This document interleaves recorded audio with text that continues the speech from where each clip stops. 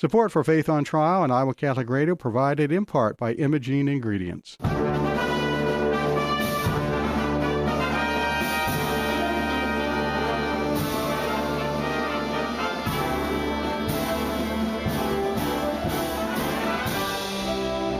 Our freedom of conscience and religion is being challenged by laws and regulations imposed by secular society. It's time to hear from the top Christian litigators in the nation who have come forward to tell us the truth and help us defend our faith.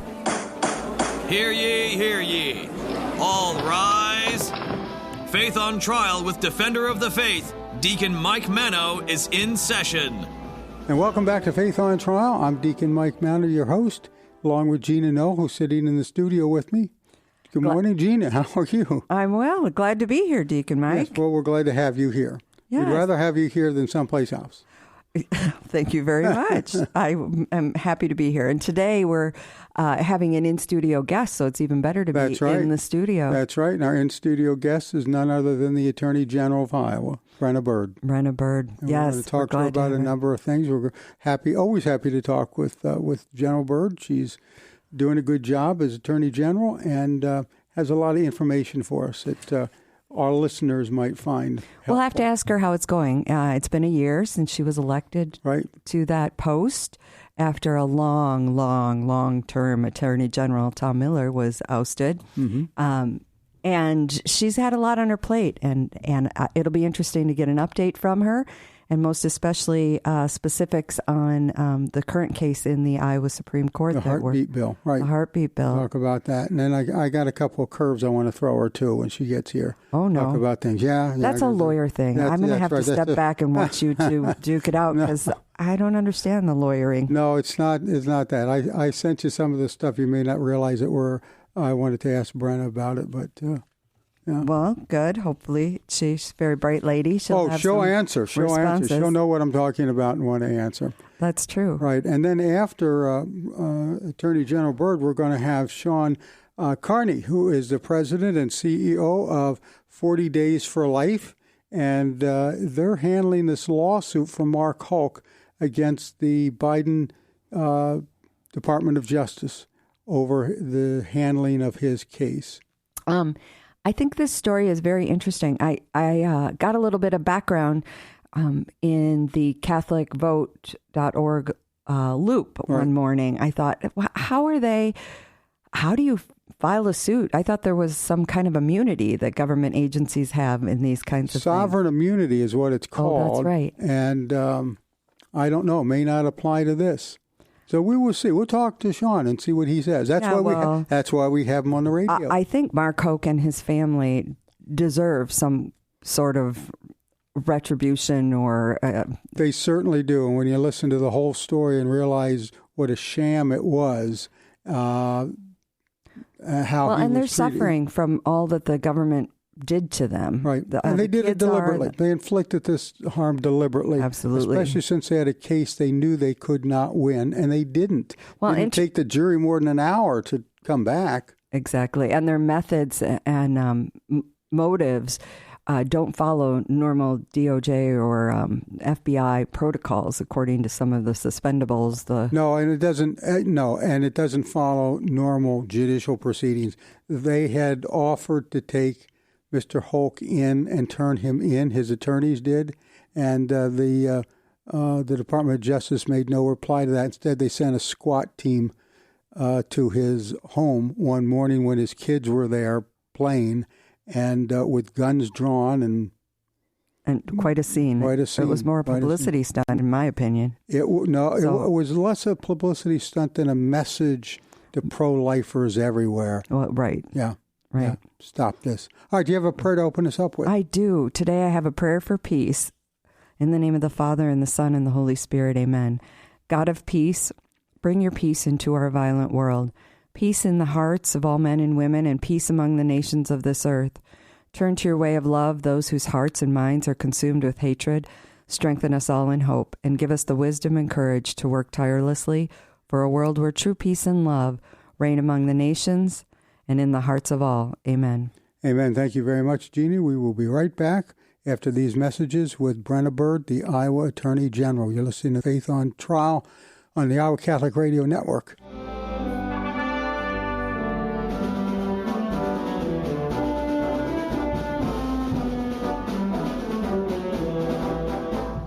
And welcome back. You're listening to Faith on Trial on the Iowa Catholic Radio Network. And joining us in studio today is the Iowa Attorney General, Brenna Bird. Brenna, how are you today? Oh, doing great today, thanks. Certainly. And thank you for coming. We certainly appreciate you coming out here to join us here. Let's talk about what is going on in the Supreme Court right now. You've got a case before the Supreme Court trying to uphold Iowa's heartbeat law.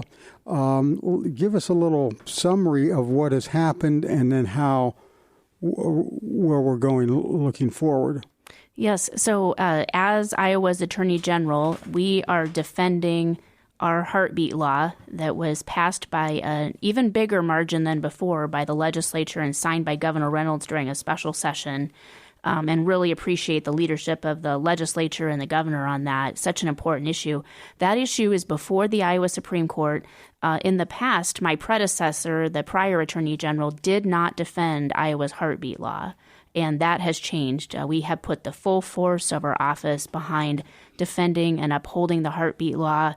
We have filed our brief and are awaiting an oral argument to be set before the Iowa Supreme Court, and we will defend our heartbeat law. Now, let me go back to the district court decision that enjoined the enforcement of the heartbeat law.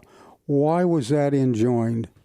Well, the district court enjoined or stopped the law from being upheld, and that has happened commonly with pro-life laws when entities like Planned Parenthood go to court to try to stop them. In fact, Planned Parenthood went to court to stop this law before it was even signed, before it was even law. So we knew that was coming. They made all the usual arguments as we would expect. But what they don't understand is that everything changed after the federal Dobbs decision. And the standard that is used to analyze whether a heartbeat law should be upheld is very different than it used to be. Right, and I noticed that was part of your brief, that this is a rational basis test and not a higher test. So why don't you explain a little bit the different steps along this testing line, if you will, up to strict scrutiny? Sure. Well, I think the key here is that the correct standard for the Supreme Court to use is the rational basis test. And the legislature certainly has a rational basis to protect human life after a heartbeat is protected. So this is all about the standard that should be used, that things have changed after Dobbs. And then there are some who have asked me about the prior Supreme Court decision, the tie, where the Supreme Court in Iowa was 3-3. That did not set any kind of precedent because it was a tie. And whenever a Supreme Court can't get a majority decision, then just it automatically, the law that is applied in that particular case reverts to the district court because that was the last decision that had a majority, so to speak. The district judge gets to decide there and then the Supreme Court. So this is a new issue that is before the Iowa Supreme Court. We definitely think rational basis is the standard to apply. And if that happens, we believe the heartbeat law will be upheld. We think we have strong arguments. We're in a good position under the laws and Constitution to uphold the heartbeat law. But it'll be a close, tough case. So I appreciate the prayers of all of your listeners and keep on praying on this issue. It is such an important one that's before our state to protect innocent human life. Now, I notice in your brief you mentioned that the Iowa Constitution sets out no fundamental right to an abortion. Is that part of the argument against this law, that there's some type of fundamental right for an abortion? The people arguing against heartbeat, they throw all kinds of arguments against the law to see what will stick. And they certainly believe that there is a fundamental right to an abortion, but there is not one in the Iowa Constitution. All right. And then there were a number of other cases that were referenced in your, and I think they're mostly Planned Parenthood cases that were referenced in your brief. What's the reason for that? Why were they brought up? I imagine that some of the rulings, because they were done under the Roe versus Wade decision, were favorable to the other side. But since that's been thrown out, we have a different story legally now. Sure. Well, whenever a lawyer is arguing a case before a court like the Supreme Court, it's very different than how a legislator would argue when people are deciding whether to vote yes or no. So when the legislature votes yes or no, it's a policy argument. So they're appealing to those policy arguments. For the legal arguments, what we want to do is leave absolutely no stone unturned and take on all of the legal arguments of the other side, anticipate their arguments, and persuade the justices under the law. Because at the end of the day, it's not about whether the justices personally support or oppose the heartbeat law. It's whether the legislature, under a rational basis, can have a heartbeat law in Iowa. And the answer is yes after Dobbs. So we take on all those legal arguments. We know with 7 justices and the 3-3 decision last time with the recusal that every argument matters. And we want to make sure that we're answering any of their legal concerns because we believe our legal argument is strong. I was real interested in that recusal since you brought it up. Will that justice recuse himself again or herself? We don't know the answer to that because of how recusal works. Okay. But I would say at this point, no justice on the court has recused themselves. So far, there are no recusals. But it's often lawyers are not notified about recusals until you find out who's participating. And since it's a court argument, you don't always realize until they walk out in their robes and you see whether there are 6 or 7 sitting there asking those questions in the case. Interesting. That's difficult to prepare for, I would imagine. It is. And, sometimes there'll be something filed where a judge or justice will file their recusal, and that's another way that we could find out. But right now, we're not aware of any. Okay. Yeah, I guess all they need to do is not show up to recuse themselves. Right. If they are recused, they don't show up and they don't participate at all in the discussions the court has or writing the opinions. They're just not involved at all. Okay. Another argument that came up, I think I noticed it picked up in your brief, was this undue burden statement, that somehow this law provides an undue burden for women seeking an abortion.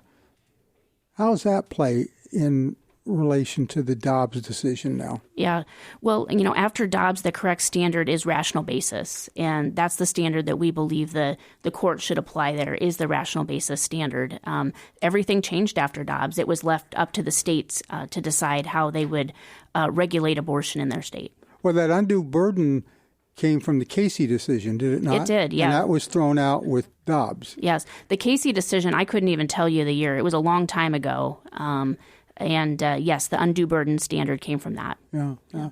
And then there was an argument in there, I didn't catch it all as I was going through the brief, but about third-party standing. Right. So because of the rational basis test, we believe there's an argument that third parties don't have any standing since there is no fundamental right to abortion. So, okay, wait. Yeah. So you have to tell me what that means. Planned Parenthood. Yeah. Planned Parenthood doesn't have standing because they're an organization, not a person. Okay. So even though the law would affect their commercial enterprise, they have no standing. We would say they don't, and we think the court should take a good look at that. Standing means can they go to court, basically. With the changes in the law, I think there's a good legal argument they can't. So we're making that argument as well. Well, and it's a heartbeat bill, so that means that abortion is not entirely banned in the state. That's correct. They still have a commercial opportunity, I guess, sadly to say. But right. Yeah. So, okay, thanks for clarifying that for me. Yeah, you bet. Okay. I did take a look at that brief. That's awesome. I'm so glad you read it. Yeah. Oh. Well, I read as much as I could of it, yeah. Is there anything else you want to say in the heartbeat thing right now? Because I want to change and ask you another question, something else. I would just say this. This is such a fundamental moment in Iowa for the cause of life, and would just ask that everyone pray and be engaged. This is such an important issue. And in fact, when the other side, Planned Parenthood, asked for a 30-day delay, we opposed that because we know that every day counts when we're talking about the cause of life. And we want to live in a state where all life is respected and where all women are respected as well, because no woman should be forced to choose an abortion because she doesn't think she has any other options. Mm-hmm. Women deserve a lot better than that, and we need to build that culture of life in our state and respect all innocent human life. So it's just an absolutely pivotal issue in our state and in our whole country as well. It's a big one. So what is the timeline then? How, we're asking our listeners to pray. How long will this particular issue be on the plate? Yeah, it's really hard to say because the court is the one that sets the timing, but the briefs have to be completed. The briefing schedule is not done yet. Then they'll set an oral argument, which I anticipate would be sometime January or later. The court sets it, but that's a good guess. And then the court afterwards, they meet privately and decide who's writing the majority, who's writing the dissent, and work through all their legal issues. Oftentimes, controversial decisions come out at the end of the Iowa Supreme Court term, which is towards the end of June. But a decision can happen any time between when the oral argument happens and the end of their term. But a lot of times it's at the end. Okay, so it won't happen this year. Not this calendar year. Right. Yep. Okay. Most likely it won't, I guess. Now, if the court buys the argument on third-party standing, does that dismiss the case? It wouldn't dismiss the case, but it would mean that it would probably go back to the district court for more proceedings, and then there would probably, it's really hard to say because it gets pretty speculative with how they do that, but then someone else would have to bring a case and it would go through the whole process again, starting with the district court. But there's a lot of variables there, so that could change. Okay. Thanks for explaining that. Yeah. You were mentioning the help for pregnant women, and of course we're sitting right next door to Intervisions here, that you and I are very familiar with. Very familiar. That does provide that help.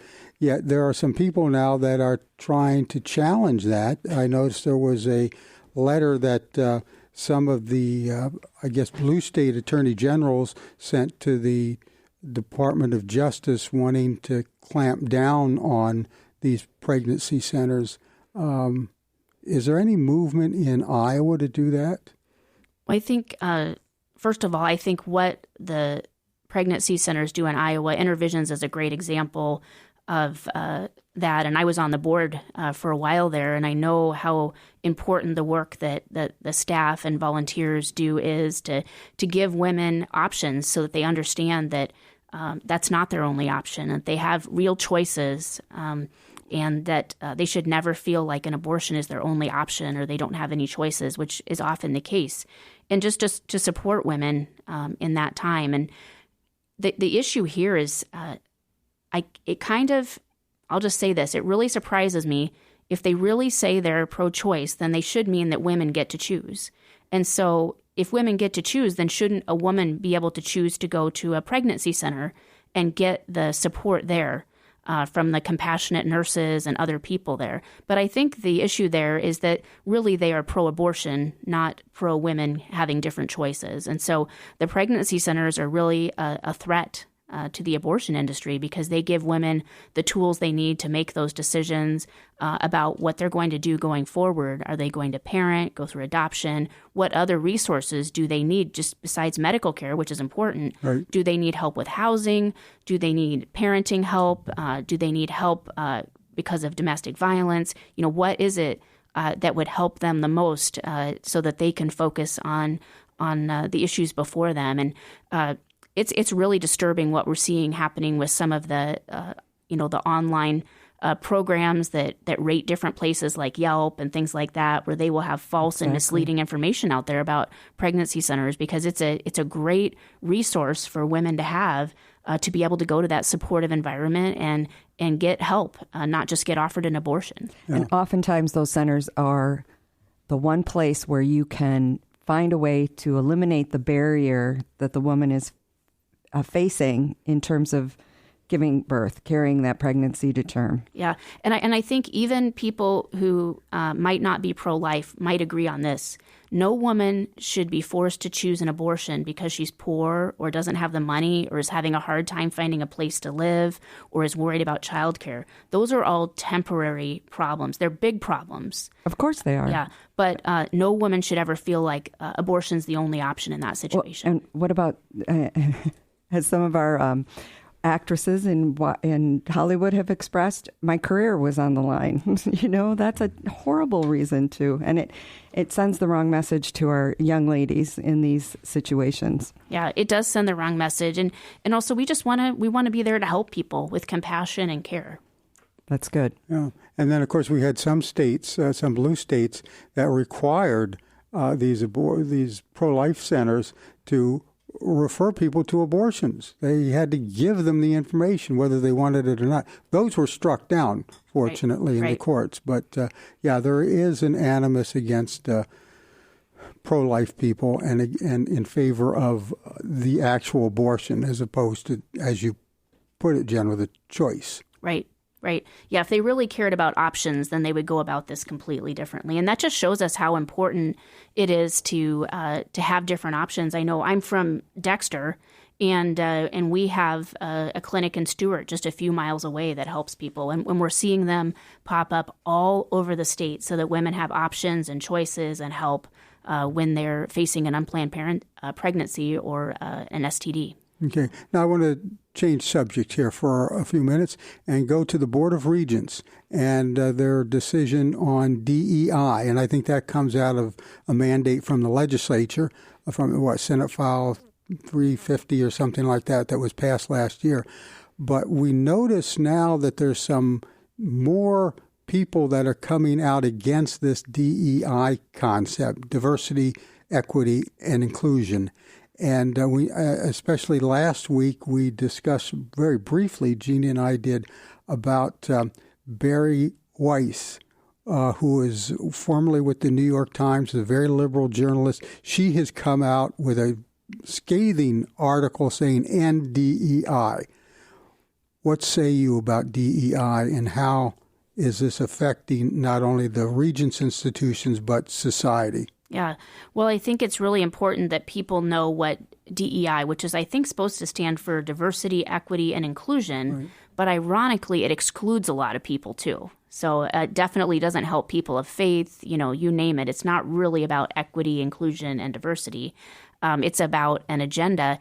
And one of the big things that happened at the U.S. Supreme Court last term is through their opinions, they made it very clear that colleges can't have set-asides and quotas for different racial or other groups. Right. They made that very clear. And there was a big reaction in academia against that, saying they would continue to do it, But luckily, the Board of Regents is working through that issue. It's not an easy one because they have to work through everything. But basically, things like set-asides and quotas are now illegal and unconstitutional for higher education.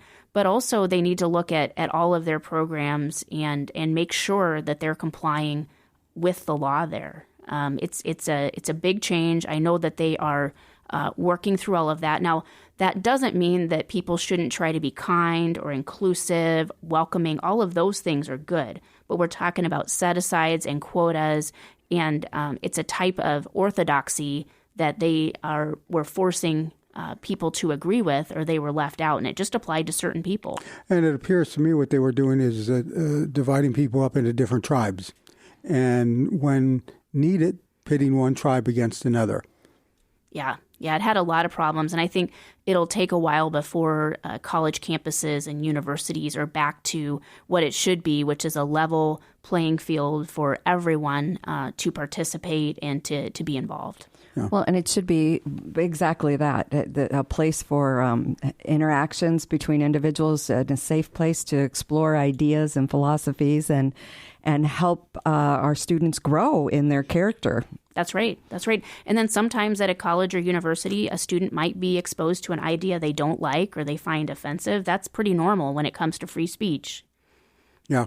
I found that out myself when I went to college. You learn different things, and you're going to college to expand your mind. That's right. And not to close it down.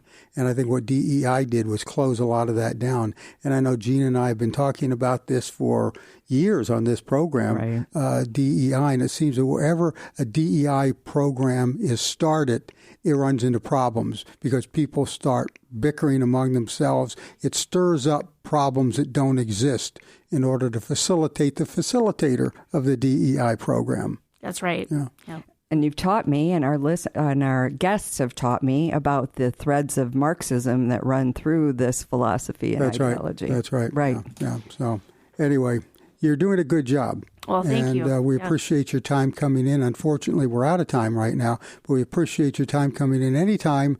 walk in unannounced, and we'll put you right on the air. But we appreciate it very much. The thing we like about our Attorney General, Brenna Bird, is that she's involved in not only the issues that are important here in Iowa, but she has coalesced with many states in supporting the lives of Americans throughout the country. So we applaud her for that effort. And she knows where we're at because it's in our chapel here, which was the old Intervisions boardroom that we used to meet in monthly. Yes, that's right. Yes, yeah, you we can find us anytime. Right here. Yeah, so, it's a wonderful blessing. But now they're next door, and we're here. We've taken the smaller space now.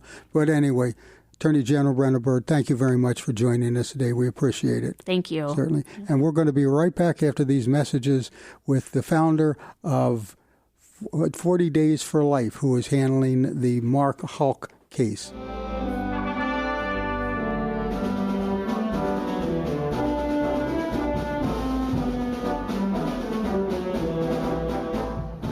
And we're back. You're listening to Faith on Trial on the Iowa Catholic Radio Network. And with us right now is Shawn Carney, who is president and CEO of 40 Days for Life, who has just picked up the Marr Hulk case and is taking it to a federal court near you.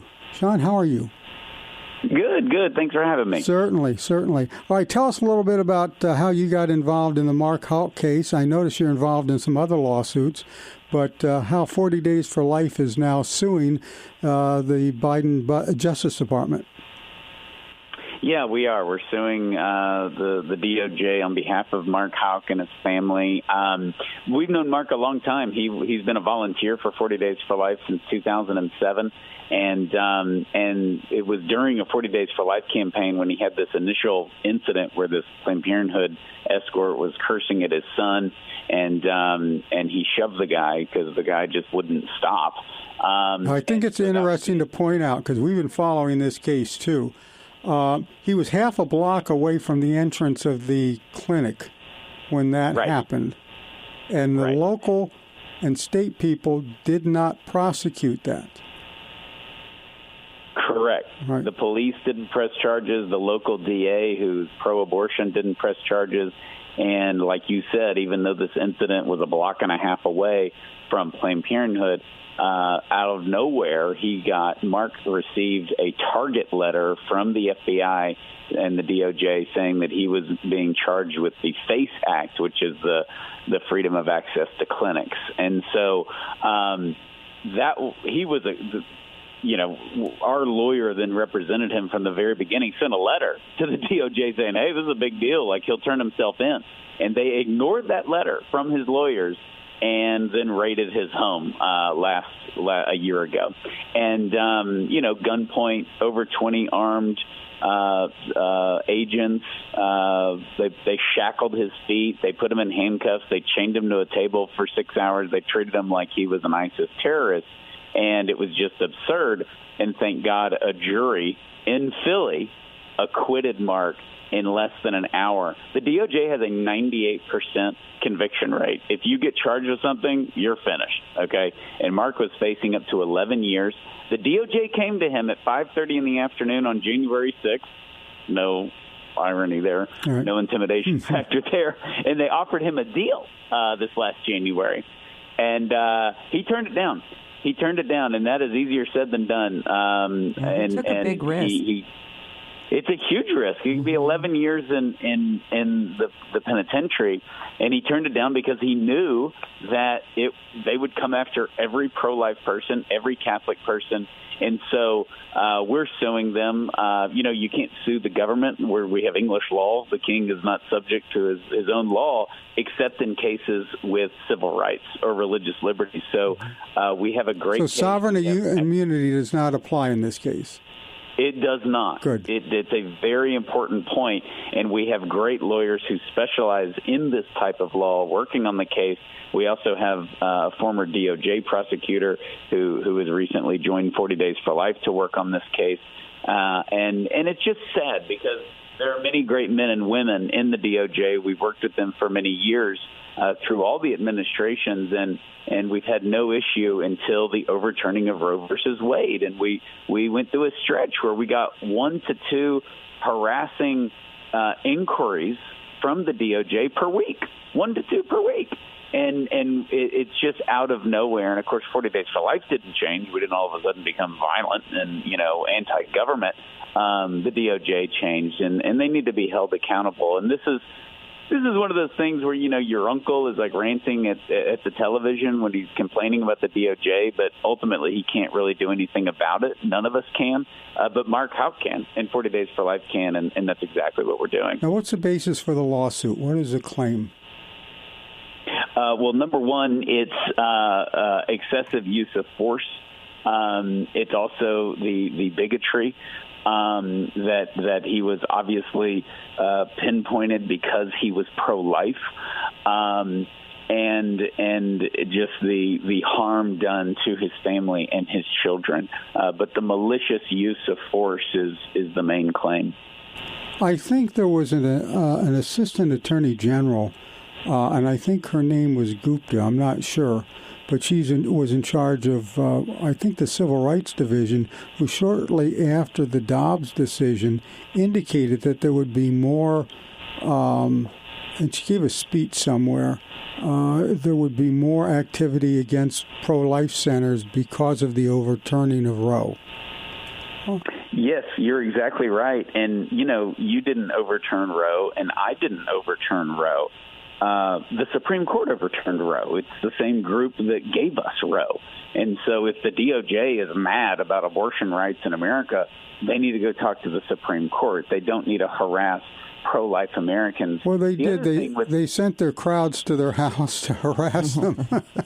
Oh, yeah, exactly. But the abortion has become a sacrament for our federal government under this administration, and it's very reactionary. I think over the long run, it'll be very good for the pro-life movement, actually. But right now, they're just focusing on abortion. We see it with the DOJ. We see it with the FDA deregulating abortion. We see it with the military paying for military women as if this is why they signed up, paying for their abortions and their travel to abortions. It's just become a priority. It's completely political.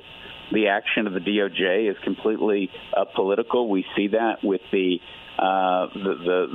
disparagement between pro-life people that they are looking at and these fire bombings of these pregnancy resource centers that go uninvestigated. So I think we're going to win. It's going to send a strong message. The DOJ has got to be held accountable. They're out of control. You don't have a lot of liberals in our country singing the praises. There's not a lot of people sitting around going, the FBI is just doing a great job these days. And so their stock is very much down, and it's a self-inflicted wound. And nobody knows how compromised the DOJ is more than the good men and women who are currently working in it. And I know there's been an exodus of people leaving the DOJ and the FBI, but there's still a lot of good men and women there. So a couple of things. I had always been under the impression, and Mike gave me the term earlier this morning, sovereign immunity, that government agencies could not be sued for the actions that they take against the populace. How is this any different from those terms of sovereign immunity? It's called 1983. It's very esoteric in the legal world because if you are targeted because of your political or religious beliefs, then you can sue them. And so it's very rare, but it happens. It happens more than people think, and that's exactly what we're doing. Well, I'm really glad to see this case come forward, and I really hope that we're successful, or you're successful in its result, because we've had guests on the show that talk about how the DOJ and the Federal Bureau of Investigation is really pushing this issue of quote-unquote domestic terrorists, and they're being put in a position of finding more cases so that they can inflate their funding through Congress. This is a real problem. We need more agents. We need more money.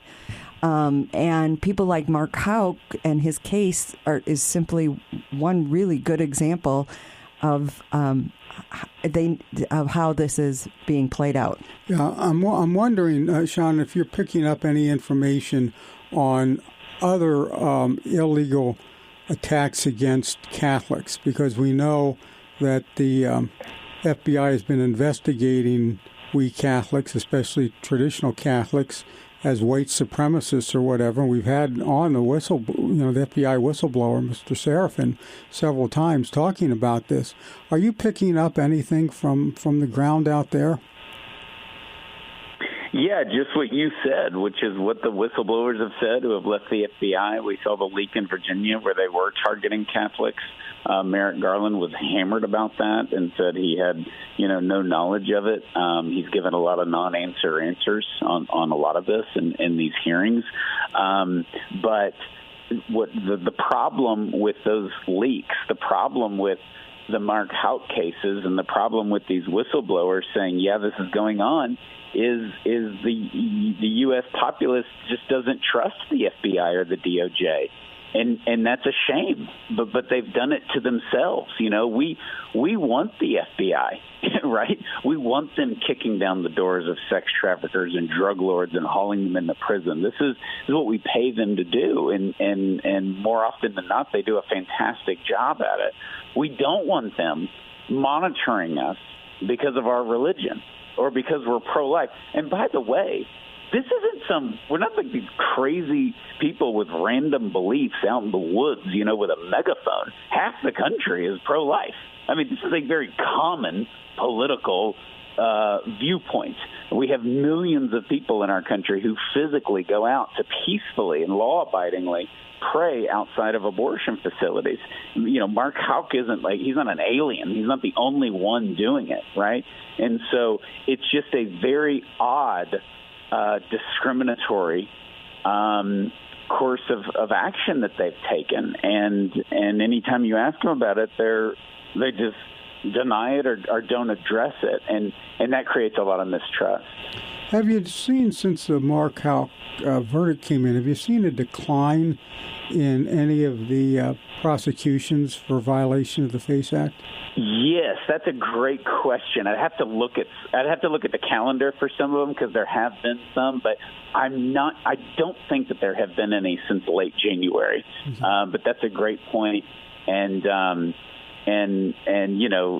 irony of this case is that one of the reasons he was acquitted is because the FACE Act doesn't apply to Planned Parenthood escorts, and the guy who was harassing he and his son was a Planned Parenthood escort. It only applies if you're preventing a woman from going in to having an abortion. So that was the first thing we revealed in the trial.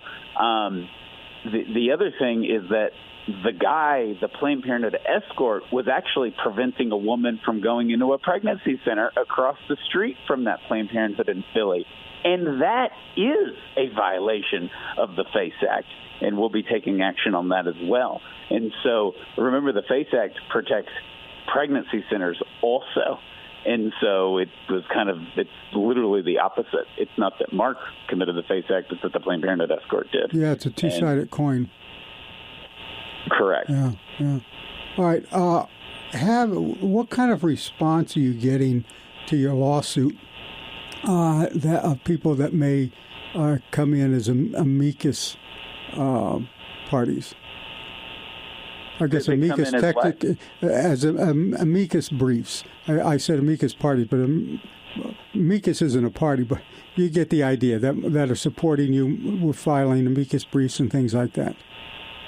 Oh, we know we've gotten tons of support. Okay. We've gotten tons of legal help.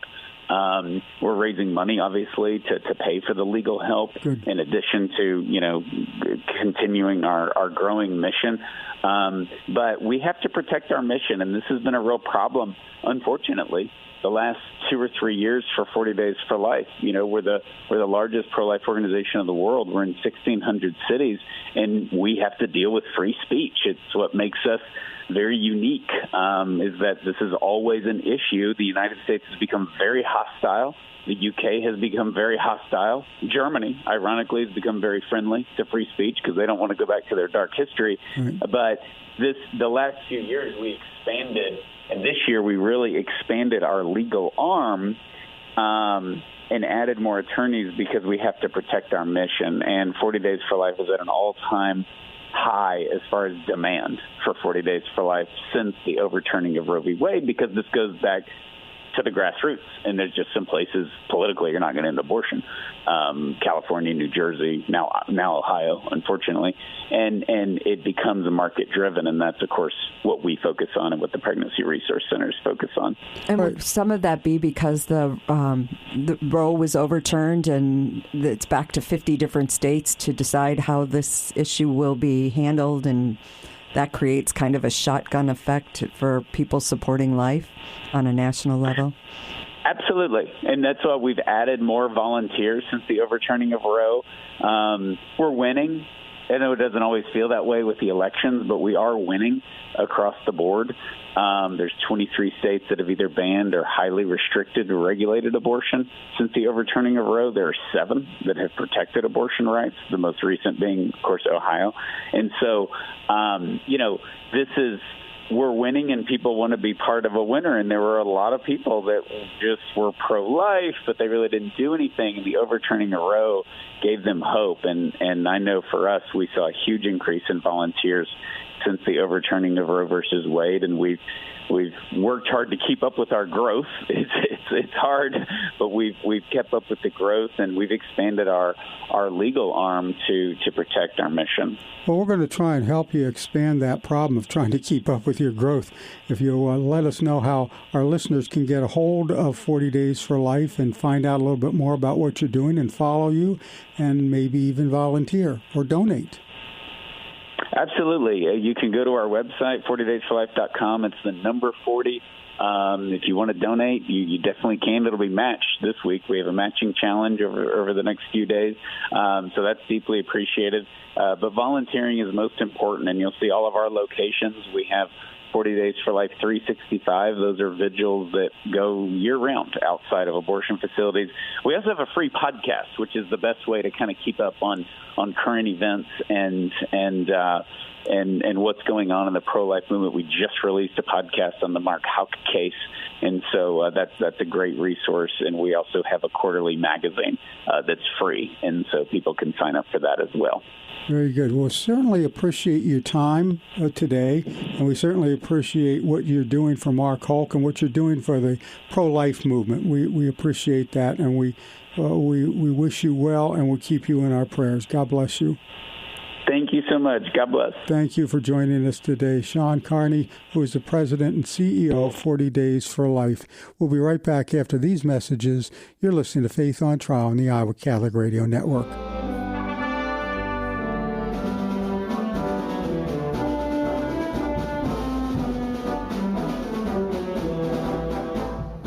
I want to say an interesting show, but I always say that, so I'm trying to think of some other way to describe it. But certainly nice to have the Attorney General right here in our studio. Yeah, she is brilliant and states her case so eloquently. I'm real interested in how this Iowa Supreme Court will handle the case of the legislature. This is the second time they've passed the same legislation. How much more does the Supreme Court need from us? So hopefully she'll do a great job making the case for Iowans. I loved listening to all the legal ins and outs of this case. I had no idea. You're thinking by the time it gets to the Supreme Court, it's make an argument and they make a decision, but there's still a lot of legal canals that can be followed and outcomes that can develop from the case. So yeah, I think one of the things that is interesting to point out is that the correct standard for review is rational basis, and that is, did the legislature act rationally, and did they have a rational basis for what they did? And that's the lowest bar in the rung of legal standards, and I think she's right on that. Well, to be clearly, if there's a heartbeat, it's a human being. That's right. Where do we need to? How much further do we need to take this? And all this other stuff that we've talked about, the right of a woman to have an abortion. Well, that's not in Iowa law. It's not in the Iowa Constitution. So but there was a constitutional amendment passed by the legislature. I wonder. We're waiting for him to pass it a second time, right? It goes to the people next, right? Okay. I thought that it had to be passed by another General Assembly first. By two General Assemblies. Yeah, it needs one more. Right. Because I don't think they did that last term. No, because, and I think the legislature may be tied up again this year because the rationale is that we don't want to make any moves until the courts have digested all of the information on the laws. Right. And then the undue burden standard. There's no undue burden here, and that goes back to Casey. And that Casey decision... Well, the judges said there was an undue burden, right, in Casey? In Casey, but that was overturned by Dobbs. Mm-hmm. Roe versus Wade and Casey were both overturned by Dobbs. So that's out. So the arguments that I saw in the brief that they were responding to are arguments that I don't think carry much legal weight.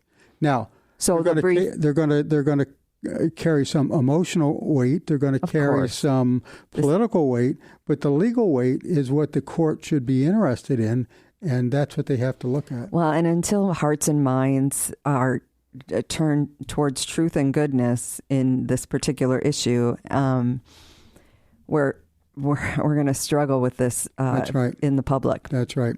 And I'm glad to see that 40 Days for Life is now entering into the Marr case and are representing him against I had no idea they had a staff of attorneys at 40 Days for Life. If you look on their website, they do list some legal cases that they're involved in, and they have a place where you can contact them if you need assistance, legal assistance. And let's give the site again. It's 40daysforlife.com.